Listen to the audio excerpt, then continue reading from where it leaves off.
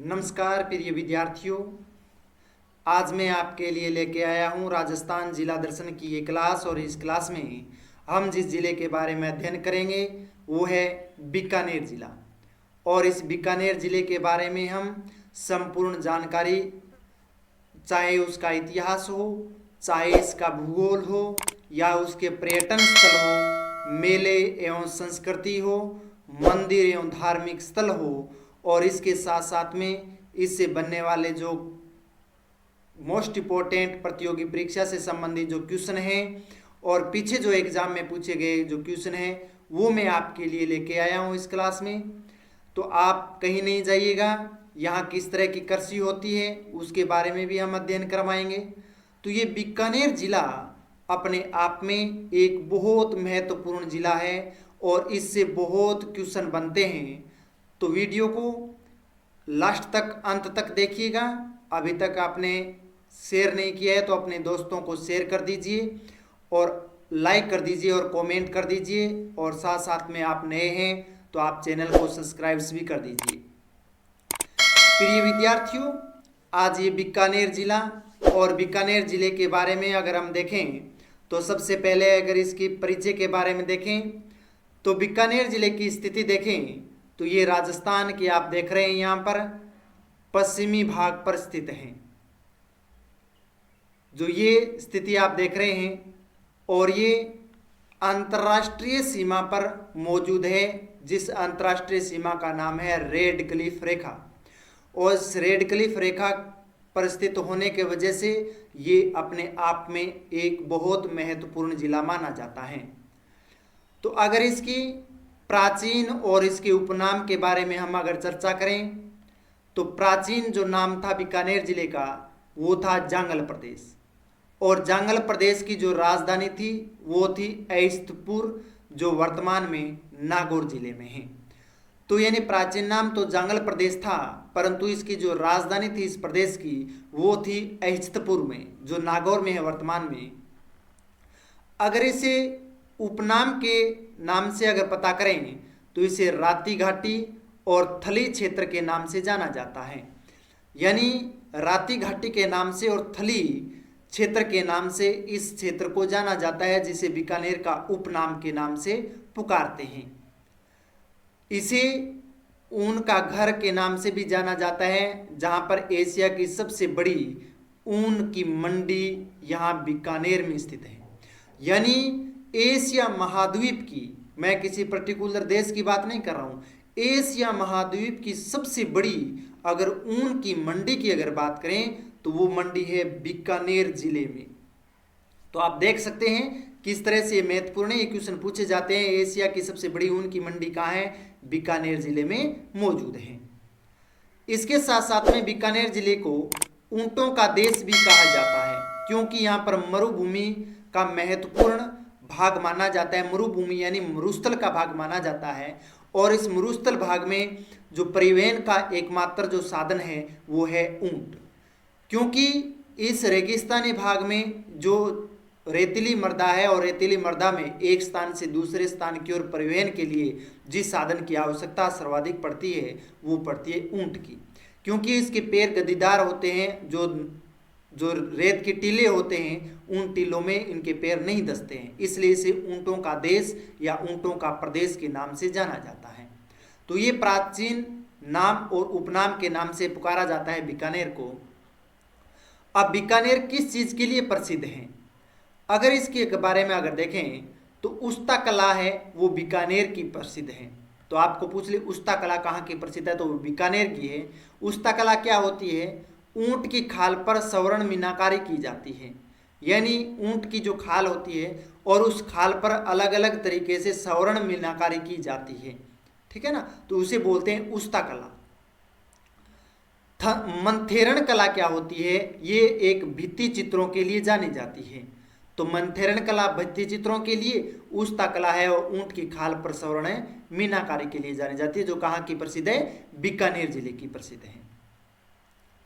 विश्व प्रसिद्ध बीकानेरी भुजिया और रसगुल्ले हैं वो बीकानेर के ही प्रसिद्ध हैं। आप पूरे राजस्थान नहीं, पूरे इंडिया में, पूरे विश्व में कहीं पर घूम ले, परंतु अगर जो स्वाद बीकानेर भुजिया और बीकानेर के रसगुल्लों में है वो कहीं पर नहीं है, क्योंकि यहाँ की मिट्टी अपने आप में अलग ही खुशबू बिखेरती है। तो इसलिए बीकानेर की भुजिया और बीकानेर के जो रसगुल्ले हैं वो बहुत बहुत महत्वपूर्ण माने जाते हैं। इसके साथ साथ में उत्तम नस्ल के ऊंट हैं वो भी पाए जाते हैं, जो नाचना और गोमठ नस्ल के ऊंट पाए जाते हैं। यानी उत्तम अच्छी नस्ल के जो ऊंट हैं वो बीकानेर में पाए जाते हैं। कौन सी नस्ल? एक तो है नाचना ऊंट और दूसरा है गोमठ जो नस्ल है। ये दोनों नस्ल के जो ऊंट हैं वो बीकानेर में ही पाए जाते हैं। यहाँ के सबसे मुख्य ऊंट है, इस तरह के ऊंट आपको सऊदी अरब में भी नहीं मिलेंगे, परंतु आप बीकानेर में आओगे बहुत शानदार और देखने पर भी आप कि हाँ इससे फेमस है ऊंट है वो कहीं नहीं है। तो बीकानेर जिले में बहुत अच्छे ऊंट हैं। अगर इसके रोचक तथ्य की बात करें तो बीकानेर संभाग में अब 4 जिले आते हैं। यानी बीकानेर जो संभाग है अपने आप में, तो उसमें 4 जिले सम्मिलित हैं। उसमें खुद बीकानेर, चूरू, और चूरू का अगर भाग देखें तो ये आप देख सकते हैं, यहाँ पर ये चूरू का भाग है। तो चूरू, श्री गंगानगर और गंगानगर ये है। इसके साथ साथ में हनुमानगढ़, और हनुमानगढ़ की बात करें तो ये हनुमानगढ़ है। तो ये 4 जिले इसकी श्रेणी में आते हैं, बीकानेर संभाग की श्रेणी में। इसके साथ साथ में यह राजस्थान का ऐसा जिला है जहाँ एक भी नदी नहीं बहती है। पहले 2 जिले थे, अब वर्तमान में 3 जिले हो गए हैं जहाँ पर कोई भी नदी नहीं बहती है। एक बीकानेर है और दूसरा पहले चूरू था, परंतु अब वर्तमान में तीसरा जिला है वो है फलोदी जिला। तो यानी बीकानेर, चूरू और फलोदी ऐसे 3 जिले हैं जहाँ पर कोई भी किसी प्रकार की नदी का प्रवाह नहीं होता है। इसके साथ साथ में रोचक तथ्य 2 नंबर देखें तो अंतर्राष्ट्रीय जो सीमा है वो भी लगती है। जो आप बीकानेर के पश्चिम दिशा में आप देखोगे तो ये सीमा है वो अंतर्राष्ट्रीय सीमा के रूप में आती है। जो किस देश से लगती है वो है पाक से लगती है। और जिला मुख्यालयों से सीमा से सर्वाधिक दूर की अगर बात करें तो वो मुख्यालय, जिला मुख्यालय बीकानेर का ही है। यानी सर्वाधिक अंतर्राष्ट्रीय सीमा से सर्वाधिक दूरी पर स्थित जिला मुख्यालय कौन सा है तो वो आता है बीकानेर जिला। तो बीकानेर जिला है वो जिला मुख्यालय से दूर है। तो ये था प्रिय विद्यार्थियों बीकानेर जिले के बारे में, उसके परिचय के बारे में। अब हम पढ़ते हैं स्थापना और इतिहास के बारे में, यानी बीकानेर जिले की स्थापना कब हुई थी और इसका इतिहास है वो किस तरह से रहा है। तो अगर स्थापना और इतिहास के बारे में अगर चर्चा करें तो ये जिला कब बना और इसकी स्थापना कब हुई, तो इस बारे में हम देखते हैं। तो सबसे पहले देखते हैं स्थापना।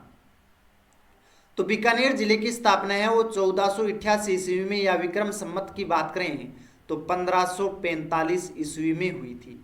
यानी 1488 ईस्वी विक्रम संवत 1545 में हुई थी। और इसके जो संस्थापक थे वो थे राव बीका, और राव बीका थे वो राव जोधा के पुत्र थे। और इन्होंने सबसे पहले बीकानेर क्षेत्र की स्थापना की थी 1488 में। याद रखना 1488 में बीकानेर की स्थापना किसने की थी? राव बीका ने की थी।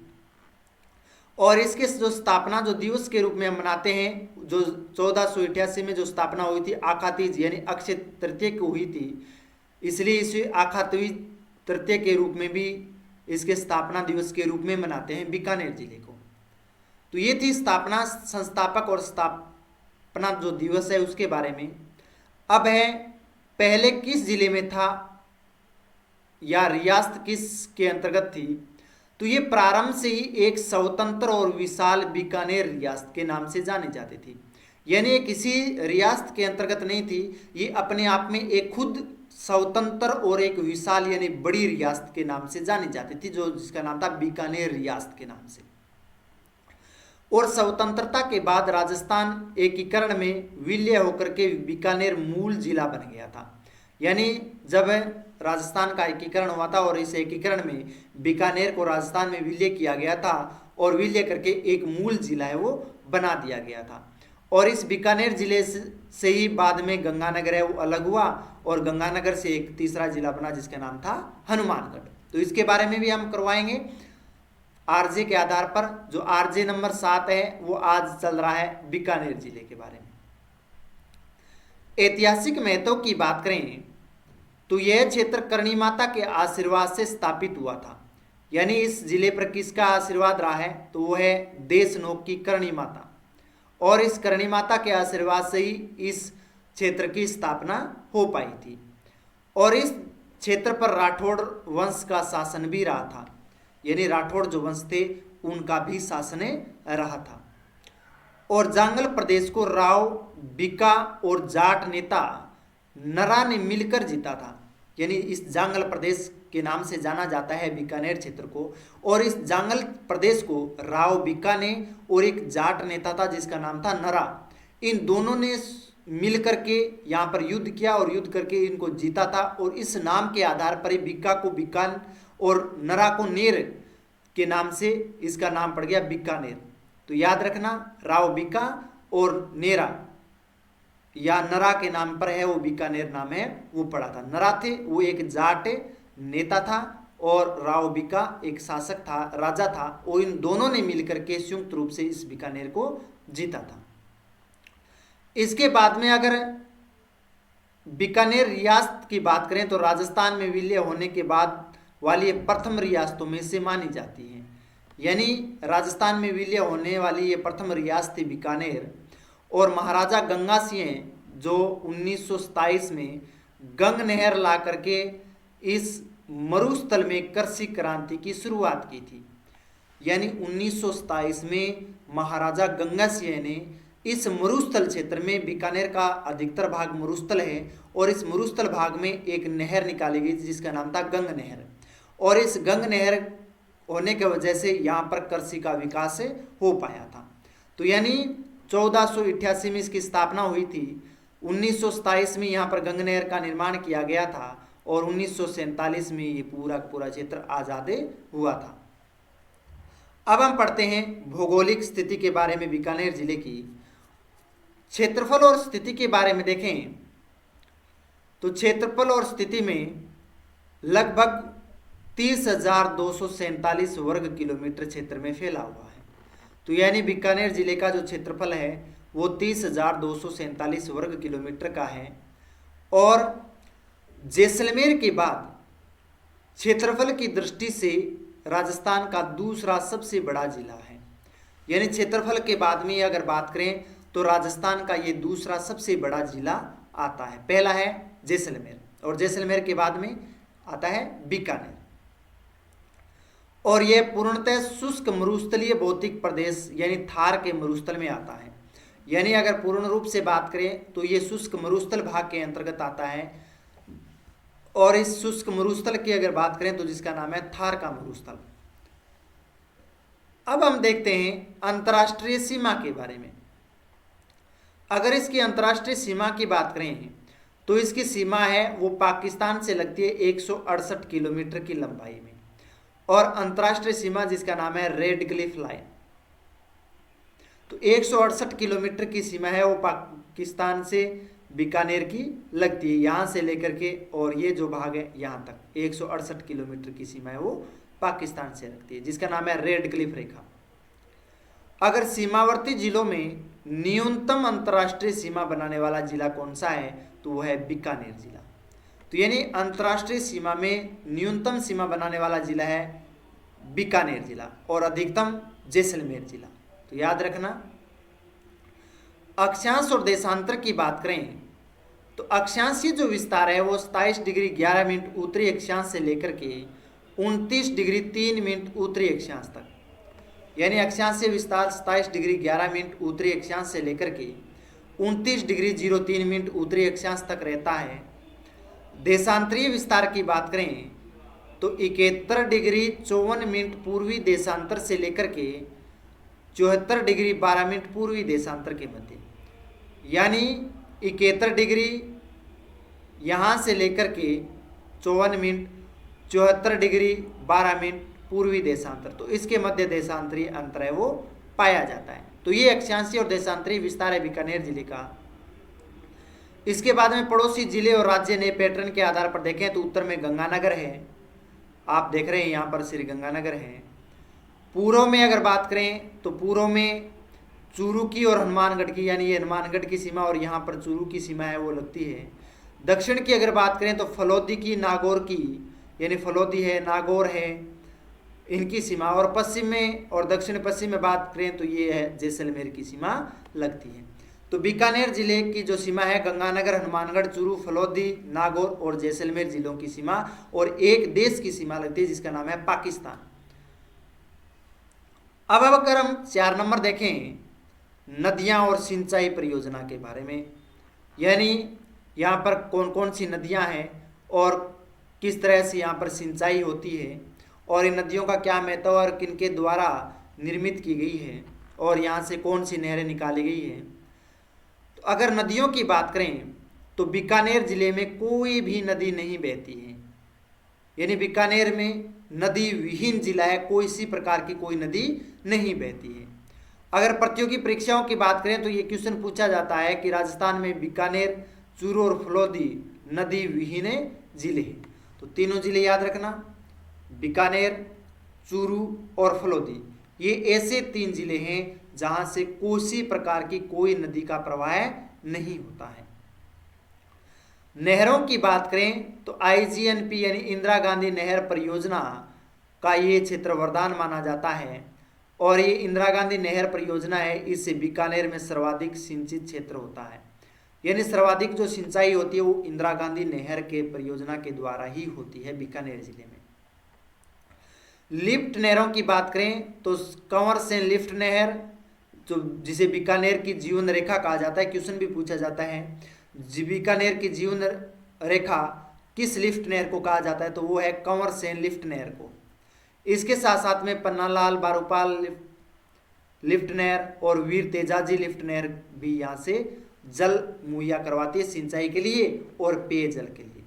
तो बीकानेर में 3 लिफ्ट नहरें हैं, पन्नालाल बारूपाल, वीर तेजाजी और कंवर सेन लिफ्ट नहर। तो ये तीनों लिफ्ट नहरें हैं वो बीकानेर जिले में मौजूद हैं। अब आते हैं मीठे पानी की झीलों के बारे में।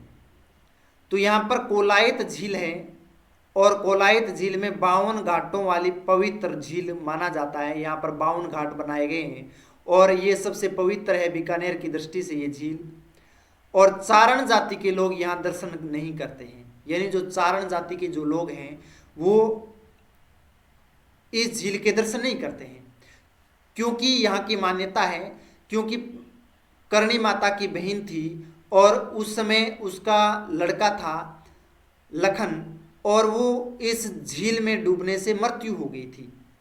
और करणी माता है वो चारण जाति की कुलदेवी मानी जाती है, तो मृत्यु होने की वजह से चारण जाति के लोग इसे अपवित्र झील मानते हैं, इसलिए कोलाई झील में ये लोग दर्शन करने नहीं जाते हैं। अगर गजनेर झील की बात करें तो इसे स्वच्छ जल का दर्पण के नाम से जाना जाता है।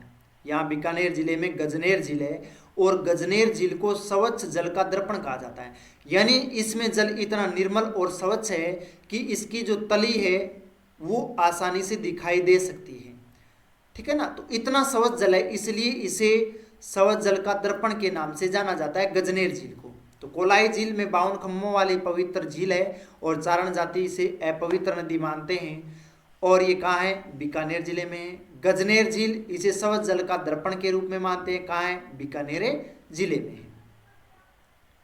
अब आते हैं खारे पानी की झील व जल प्रबंधन। कौन कौन सी खारे पानी की झील है, तो लूणकरणसर झील। बीकानेर की प्रमुख खारे पानी की झील की अगर बात करें तो उत्तर राजस्थान की एकमात्र झील है जिसका नाम है लूणकरणसर झील, यानी उत्तरी राजस्थान की लवणीय झील कौन सी है, तो वो है लूणकरणसर झील, लूणकरणसर तहसील में है। अगर मरुस्थलीय जल संरक्षण के लिए यहाँ सिंचाई के लिए फव्वारा पद्धति का अधिकाधिक उपयोग होता है, यानी जो खेतों में सिंचाई होती है और सिंचाई के रूप में यहाँ पर फव्वारा पद्धति के रूप में ही होती है, तो फव्वारा पद्धति के रूप में सिंचाई की जाती है। ये तो थी नदियां और सिंचाई के बारे में बीकानेर जिले की। तो आपको नदियां याद करनी है, कोई भी नदियां नहीं है। कौन कौन से जिले में? बीकानेर, चूरू और है फलोदी में। नहरें याद रखनी, इंदिरा गांधी नहर है और 3 लिफ्ट नहरें हैं, कंवर सेन, पन्नालाल बारूपाल और है वीर तेजाजी। मीठे पानी की 2 झीलें हैं, कोलाई झील और गजनेर झील। खारे पानी की एक झील है जिसे उत्तरी राजस्थान की एकमात्र खारे पानी की झील मानते हैं, लूणकरणसर झील। अब हम चलते हैं कृषि और फसलों के बारे में। अगर कृषि और फसलों के बारे में देखें तो यहाँ पर कृषि और फसलें हैं वो मुख्य रूप से गेहूं, सरसों और चना की कृषि होती है। प्रिय विद्यार्थियों, ये क्लास आपके प्रतियोगी एग्जाम के लिए दृष्टि से बहुत महत्वपूर्ण है। आपकी ये क्लास जो ऑथेंटिक गाइड है वहाँ से मैं क्वेश्चन लेकर के आता हूँ और ये क्वेश्चन आपके लिए very very most important question है। आप आगे अपने दोस्तों को शेयर कीजिए और यहीं से क्वेश्चन पूछे जाएंगे, इससे बाहर किसी तरह के क्वेश्चन नहीं पूछे जाएंगे। प्रमुख फसलों की बात करें तो रबी फसल में यहाँ पर गेहूं, सरसों और चना की कृषि होती है। यानी रबी फसल में यहाँ पर गेहूं है, सरसों है और चना है, इनकी कृषि की जाती है। और खरीफ फसल की बात करें तो मूंगफली, ग्वार और बाजरा कपास है, इनकी कृषि की जाती है। इसके साथ साथ में लूणकरणसर को मूंगफली उत्पादन के कारण राजस्थान का राजकोट कहा जाता है। यानी राजस्थान का राजकोट किसे कहा जाता है? तो वह है लूणकरणसर में, क्योंकि मूंगफली उत्पादन के कारण और यहाँ पर सबसे ज़्यादा मूंगफली का उत्पादन होता है, इसलिए इसे मूंगफली का राजकोट के नाम से पुकारा जाता है। अब है सिंचाई व्यवस्था व चुनौतियां क्या रहती है बीकानेर जिले में। तो पूर्णतः नहरी सिंचाई पर निर्भर है, वो है IGNP इंदिरा गांधी नहर परियोजना के द्वारा।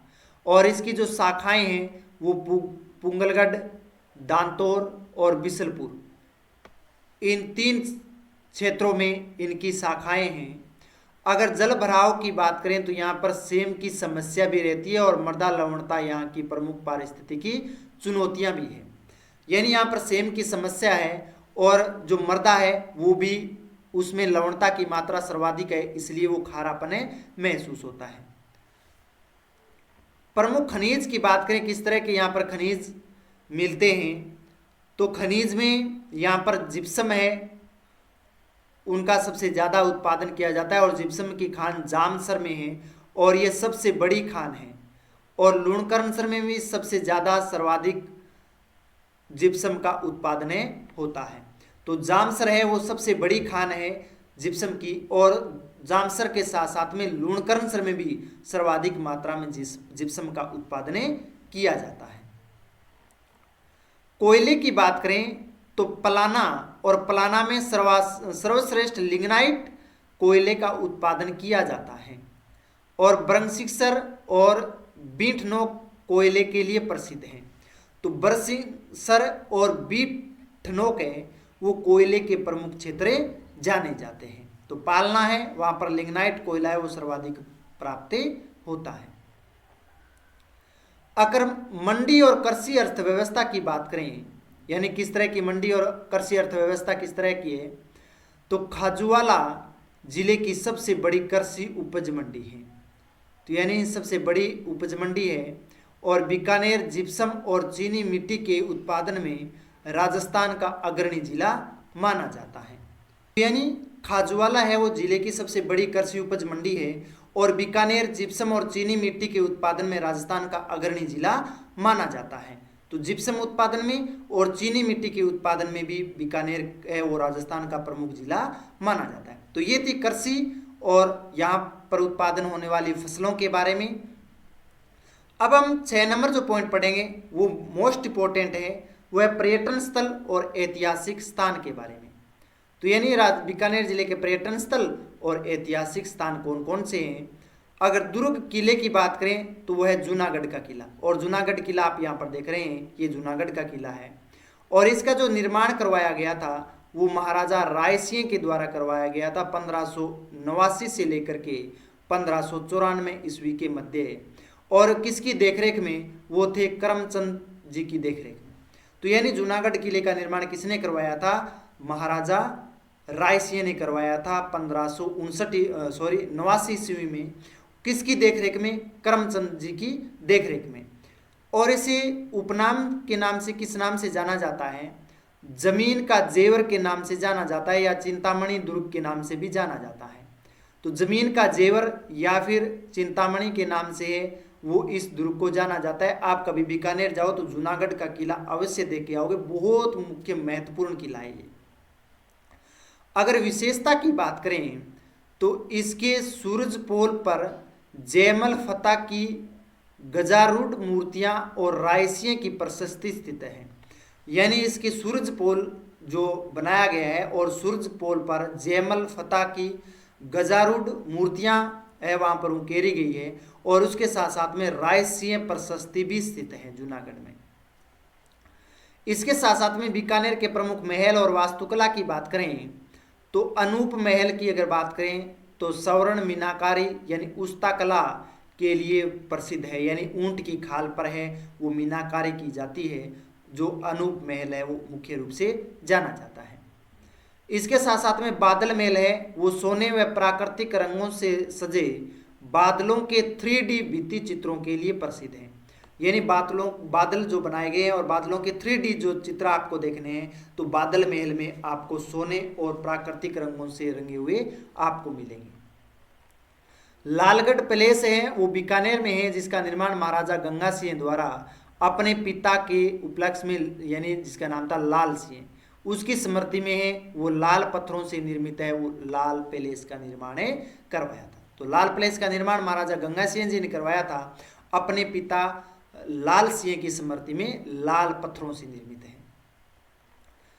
इसके साथ साथ में वन्यजीव और अभ्यारण्य की बात करें तो गजनेर वन्यजीव अभ्यारण्य है, वो रेत का तितर, ये आप जो देख रहे हैं जो तितर आपने देखे हैं तो ये पक्षी आपको गजनेर वन्यजीव अभ्यारण्य में ही मिलेंगे। इसे बटवड़ पक्षी के लिए विश्व प्रसिद्ध माना जाता है इसको। तो ये मरुस्थलीय क्षेत्रों में ही पाया जाता है सर्वाधिक मात्रा में। सभ्यता व ऐतिहासिक स्थल की बात करें तो सोधी सभ्यता कहाँ है? बीकानेर जिले में, और इसे बीकानेर में कालीबंगा प्रथम के नाम से जाना जाता है। तो क्वेश्चन पूछे जाते हैं कालीबंगा प्रथम के नाम से कौन सी सभ्यता को जाना जाता है? तो वह सोधी सभ्यता बीकानेर जिले में।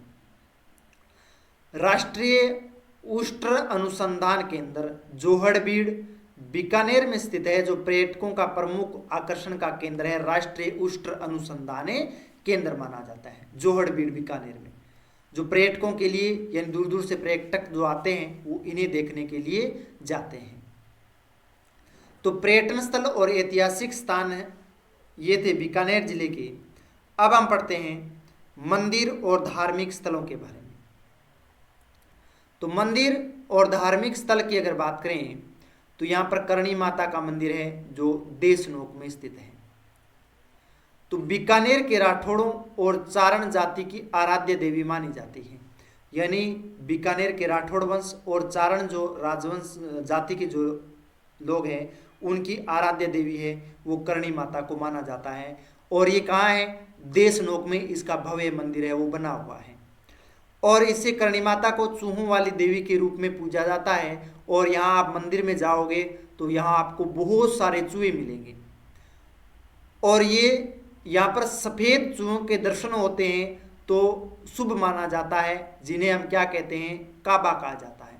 क्वेश्चन भी पूछा जाता है करणी माता के सफ़ेद चूहों को क्या कहा जाता है? तो वो काबा के नाम से जाना जाता है। और अगर आप मंदिर में जा रहे हो दर्शन करने के लिए श्रद्धा से भावना से, तो वहाँ आपको अवश्य दिखाई देंगे, और अगर सफ़ेद चूहे दिखाई दे रहे हैं तो वो आपके लिए शुभ माना जाता है कि माँ ने, करणी माँ ने ही आपको दर्शन दिए हैं।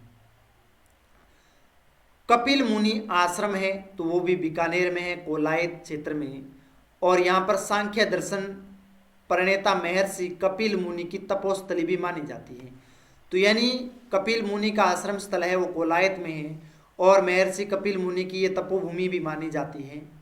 और यहाँ पर कार्तिक पूर्णिमा को विशाल मेला पड़ता है, यानी कार्तिक माह की जो पूर्णिमा आती है और उसमें विशाल मेला पड़ता है। और पुष्कर की तरह दीपदान का विशेष परंपरा है, यानी यहाँ पर दीपोत्सव भी किया जाता है, यानी दीप जलाए जाते हैं। जिस तरह से अजमेर के पुष्कर में जलाए जाते हैं, इसी तरह से यहाँ पर जलाए जाते हैं। भांडा साहिब जैन मंदिर, और भांडा साहिब जैन मंदिर की अगर बात करें तो इसका जो निर्माण था वो भांडा साहिब ओसवाल द्वारा करवाया गया था। धार्मिक और ऐतिहासिक महत्व की बात करें तो इस मंदिर की नींव है, और नींव में पानी की जगह सैकड़ों मन देसी घी का इस्तेमाल किया गया था। जो जैन मंदिर है भांडा साहिब जैन मंदिर, और इसका जो निर्माण करवाया था वो था भांडा साहिब ओसवाल। और यहाँ पर जब नींव भरी गई थी इस मंदिर की, उस मंदिर में पानी की जगह देसी घी, पेवर देसी घी का उपयोग किया गया था। तो आप देख सकते हैं बहुत बड़ा मंदिर है, आप कभी जाओ तो आप दर्शन अवश्य करके आओगे बीकानेर में भांडा साहिब जैन मंदिर का। अन्य प्रमुख धार्मिक स्थलों की बात करें तो यहाँ पर 33 करोड़ देवी देवताओं की साल भी बनी हुई है, यानी जूनागढ़ जो दुर्ग है और जूनागढ़ में ये स्थित है, जहाँ पर गणपति है वो सिंह यानी शेर पर सवारी करने की दुर्लभ मूर्ति है, वो भी यहाँ पर मौजूद है। यानी 33 करोड़ देवी देवताओं की मूर्तियाँ कहाँ हैं, तो वो है जूनागढ़ बीकानेर में। रतन बिहारी मंदिर की अगर बात करें तो महाराजा रतन सिंह द्वारा निर्मित प्रमुख मंदिर है, यानी रतन बिहारी मंदिर भी कहाँ है, वो भी बीकानेर जिले में है, जिसे राजा रतन सिंह द्वारा निर्मित करवाया गया था। तो प्रिय विद्यार्थियों, ये थे मंदिर और धार्मिक स्थलों के बारे में। अब हम जो 8 नंबर पॉइंट पढ़ेंगे वो है मेले और संस्कृति। तो बीकानेर में किस तरह के मेले बढ़ते हैं और उसकी किस तरह से इसकी संस्कृति है उसके बारे में अगर देखें तो सबसे पहले मेले संस्कृति के बारे में देखें तो करणी माता का मेला है वो बीकानेर में बढ़ता है। कब बढ़ता है? चैत्र और आश्विन की नवरात्रा को, यानी चैत माह के जो नवरात्रा अब चल रहे हैं उस समय आप करणी माता के दरबार में अवश्य जाओगे और वहाँ पर बहुत बड़ा मेला बढ़ता है। एक आश्विन में जब नवरात्रा आते हैं उस समय भी माँ देवी के इसका करणी माता का मेला है वो बहुत बड़ा भरा जाता है। इसके साथ साथ में मेले की बात करें तो कोलायत मेला है वो कार्तिक पूर्णिमा को भरा जाता है। मुकाम मेला है वो जाम्बोजी जो बिश्नोई संप्रदाय से माने जाते हैं उनका मेला बढ़ता है फाल्गुन और अश्विन में। जो अमावस्या आती है, फाल्गुन में अमावस्या आती है और अश्विन की जो अमावस्या होती है उस समय मुकाम में जाम्बोजी का मेला है वो भरा जाता है बहुत बड़ा। और बिश्नोई संप्रदाय के जो लोग हैं वहाँ पर बहुत बड़ी संख्या में जाते हैं। स्थानीय संस्कृति की बात करें यानी हस्तकला की बात करें तो यहाँ पर उस्ता कला है वो मुख्य रूप से मानी जाती है। जो ऊंट की खाल पर सोने की नक्काशी जो सवर्णीय हिसामुद्दीन उस्ता इसके प्रसिद्ध कलाकार रहे हैं। यानी ऊंट की खाल पर जो नक्काशी या कलाकारी की जाती है और इसके जो प्रसिद्ध कलाकार रहे हैं वो है हिसामुद्दीन उस्ता। तो हिसामुद्दीन उस्ता थे वो ऊंट की खाल पर है वो चित्रकारी करते हैं। मंथेरण कला, और मंथेरण कला की बात करें तो जैन कलाकारों द्वारा गीले प्लास्टर पर भित्ति चित्रण है वो किया गया है। तो यानी जैन कलाकारों द्वारा मंथेरणा कला के लिए जाना जाता है। जो गीले प्लास्टर होते हैं जो जिप्सम से बनाया जाता है प्लास्टर उसके है वो अलग अलग चित्र है वो उनके रह गए हैं। अगर यहाँ पर अग्नि नृत्य की बात करें बीकानेर जिले में तो इसका जो उद्गम हुआ था वो हुआ था कतरियासर गांव बीकानेर में। और यहाँ पर अग्नि नृत्य किया जाता है जो आप यहाँ पर डायग्राम में देख रहे हैं। ये देखो ये जसनाती संप्रदाय के होते हैं और ये सिद्ध जाटों द्वारा ददकते अंगारों पर फतेह फतेह घोष के साथ आगे बढ़ते हैं। तो यानी ये जलते हुए जो अंगारे होते हैं अग्नि होती है उसमें से गुजरते हैं और एक घोष होता है उनका फतेह फतेह, और फतेह फतेह घोष के साथ में ये लोग आगे की ओर बढ़ते हैं। तो कहाँ लगता है? कतरियासर गांव बीकानेर में। किस संप्रदाय से? जसनाती संप्रदाय के रूप में। ऊंट महोत्सव है वो भी बीकानेर का मुख्य है। यह एक अंतर्राष्ट्रीय स्तर का सांस्कृतिक महोत्सव है। तो ये अंतर्राष्ट्रीय स्तर पर एक सांस्कृतिक महोत्सव है, ऊंट महोत्सव, और ये पर्यटन विभाग द्वारा प्रतिवर्ष जनवरी माह में बीकानेर में आयोजित किया जाता है। कब? जनवरी माह में। तो जनवरी के महीने में बीकानेर जिले में आयोजित किया जाता है। किसके द्वारा? पर्यटन विभाग के द्वारा किया जाता है। तो प्रिय विद्यार्थियों, ये थे मेले और संस्कृति के बारे में। अब हम आपको करवाएंगे वो बीकानेर के 5 क्वेश्चन मोस्ट इंपोर्टेंट। तो 500 क्वेश्चन कौन से हैं वो आप देखोगे। ये रहे क्वेश्चन नंबर 1 है, और वो है नए जिलों के पैटर्न के अनुसार बीकानेर की सीमा किन नए जिलों से लगती है? वो है फलोदी जिले से। क्वेश्चन नंबर 2, जमीन का जेवर किस दुर्ग को कहा जाता है और इसका निर्माण किसने करवाया था?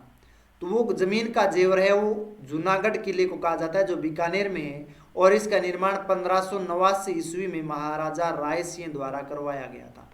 1589 से 1594 के मध्य महाराजा राय सिंह के द्वारा। क्वेश्चन नंबर 3 है, बीकानेर की किस झील को स्वच्छ जल का दर्पण कहा जाता है?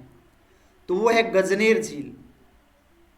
तो यहाँ पर इसका जल इतना निर्मल और स्वच्छ है कि नीचे की तली है वो भी दिखाई दे सकती है, और अपना मुंह है, चेहरा है, वो आसानी से साफ सुथरा दिखाई देता है, इसलिए इसे स्वच्छ जल का दर्पण के रूप में जाना जाता है।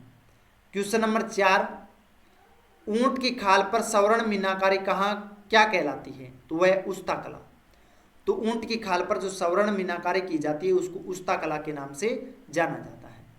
क्वेश्चन नंबर 5 है, चूहों की देवी करणी माता के मंदिर में सफेद चूहों को क्या कहते हैं? वो कहते हैं काबा। तो यानी करणी माता के मंदिर में जो सफेद चूहे हैं उन्हें काबा के नाम से जाना जाता है। तो ये थे बीकानेर जिले से बनने वाले 5 मोस्ट इंपोर्टेंट क्वेश्चन। प्रिय विद्यार्थियों, मेरी क्लास रोजाना शाम 7:30 बजे आपके YouTube प्लेटफॉर्म पर आती है। वहाँ पर आप राजस्थान जिला दर्शन में धनराज सुतार के नाम से आप देख सकते हैं, और वहाँ आपको अलग अलग जिलों की जीके में हिस्ट्री है, ज्योग्राफी है, पर्यटन है, कृषि है, सिंचाई व्यवस्था है, उस सब के बारे में वीडियो है वो अपलोड करता हूँ। तो आप मेरी क्लास अवश्य देखोगे।